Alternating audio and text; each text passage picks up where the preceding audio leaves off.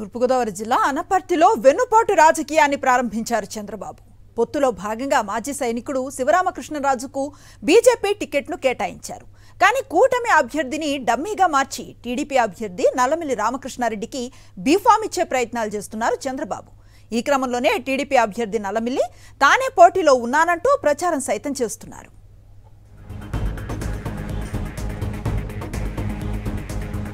ఇందుకు సంబంధించి పూర్తి డీటెయిల్స్ అందిస్తారు మా కరెస్పాండెంట్ హరీష్. తూర్పుగోదావరి జిల్లా అనపర్తి నియోజకవర్గంలో ఒక విచిత్రమైన రాజకీయం చోటు చేసుకుంటుందని చెప్పొచ్చు. చంద్రబాబు కుటీల రాజకీయాలు అనపర్తిలో మనకు స్పష్టంగా కనిపిస్తున్నాయి. అక్కడ ఎన్డీఏ కూటమి అసెంబ్లీ అభ్యర్థిగా బీజేపీ స్థానిక నాయకుడు శివరామకృష్ణరాజును అభ్యర్థిగా ప్రకటించారు. దీనికి ముందు టీడీపీ అక్కడున్న మాజీ ఎమ్మెల్యే రామకృష్ణారెడ్డిని అభ్యర్థిగా ప్రకటించింది. తర్వాత పొత్తులో భాగంగా ఆ సీట్ని బీజేపీకి కేటాయించింది. బీజేపీకి కేటాయించిన తర్వాత బీజేపీ అభ్యర్థి కూడా అక్కడ తనకు తానుగా ప్రచారం చేసుకునే పరిస్థితి కూడా కల్పించలేదు. అతను ఒక మాజీ సైనికుడు. ఇక్కడ రెండు రకాలైన విషయాలు చెప్పుకోవచ్చు. ఒకటి, టీడీపీ ఇప్పుడు తన అభ్యర్థి రామకృష్ణారెడ్డిని మళ్ళీ బయటకు తీసుకొచ్చి ఆయనకి టికెట్ ఇచ్చి ఏదో రకంగా అనపర్తి నుంచి పోటీ చేయించాలని తీవ్రంగా ప్రయత్నిస్తోంది. మరోవైపు ఎవరైతే ఎన్డీఏ కూటమి ఉందో తమ అభ్యర్థిని అక్కడ మద్దతు ఇవ్వాల్సింది పోయి అక్కడ ఒక డమ్మీ అభ్యర్థి కింద అతను మార్చేశారు.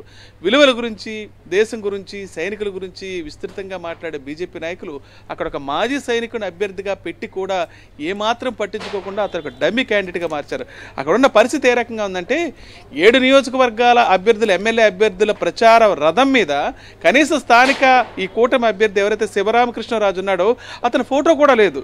దాని మీద టీడీపీ నాయకుడు ఎవరైనా నల్లమిల్లి రామకృష్ణారెడ్డి, అసలు అతను ఇప్పుడు అభ్యర్థి కూడా కాదు, అటువంటి టీడీపీ నాయకుడి ఫోటోను దాని మీద ముద్రించి అక్కడ ప్రచారం నిర్వహిస్తున్నారు.